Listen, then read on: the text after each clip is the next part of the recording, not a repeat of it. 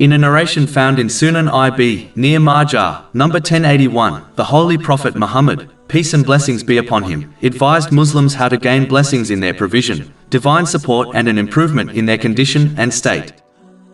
The first thing is to sincerely repent to Allah, the Exalted, before one dies.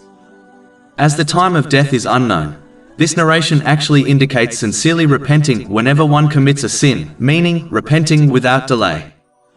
This consists of feeling regretful, seeking forgiveness from Allah, the Exalted, and whoever else has been wronged, making a firm promise not to commit the same or a similar sin again, and, if possible, to make up for any rights which have been violated in respect to Allah, the Exalted, and people. The next thing advised in the main narration is that a Muslim must make use of their time before they become preoccupied with responsibilities, an illness or a difficulty. A Muslim must utilize their resources, such as their time, on things which please Allah, the Exalted, and avoid vain and sinful things. One must remember the great regret they will face on Judgment Day when they observe the reward given to those who use their resources in ways pleasing to Allah, the Exalted, if they failed to do the same. They must not postpone doing good to a time or day which they are not guaranteed to reach, and even if they reach it, they may not be in the right position to do the good deed. It is hoped that the one who behaves in this manner will be supported by Allah, the Exalted, when they are no longer in a position to perform extra righteous deeds due to a change in circumstances. This has been indicated in a narration found in Imam Bukhari's Adab al-Mufrad, number 500. A Muslim must first aim to minimize using their time on things which do not benefit them in this world or the next. Next, they should try to reduce the things which only benefit them in this world, and concentrate more on doing things which benefit them in the hereafter, which by definition, automatically benefits them in this world too. The one who remains steadfast on this will use their resources, such as their time, in the right way, in ways pleasing to Allah, the Exalted. The next thing mentioned in the main narration is that a Muslim must strengthen their bond with Allah, the Exalted, by remembering Him much. True remembrance of Allah, the Exalted, consists of 3 levels. The first is internal remembrance, meaning to correct one's intention so that they only act to please Him. This is proven when one does not expect nor hope from any return or gratitude from people. The second level consists of remembering Allah, the Exalted, by speaking good words and avoiding vain and sinful speech.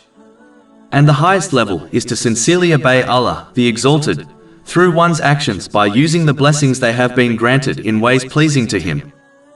This has been discussed in the Holy Quran and the traditions of the Holy Prophet Muhammad, peace and blessings be upon him. The final thing mentioned in the main narration is giving much charity, both hidden and open. This includes both the obligatory and voluntary charity. It is important to note, this means giving charity according to one's means, whether it is much or little. Allah, the Exalted, does not observe quantity, He observes and judges actions based on quality, meaning one's sincerity. This has been indicated in a narration found in Sahih Bukhari, number 1. This leaves Muslims with no excuses but to give charity according to their means.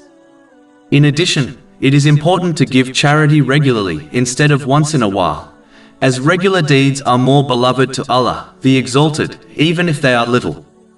This has been advised in a narration found in Sahih Bukhari, number 6465. Finally, those who desire to encourage others to give charity can give it publicly. This will lead to them gaining the same reward as those who donate, because of their inspiration.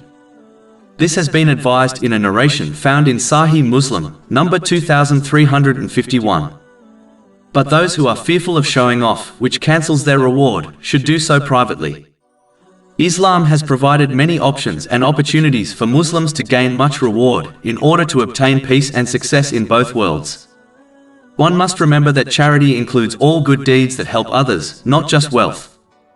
So the one who does not possess wealth should give charity in other ways, such as giving others their time, energy, and emotional support.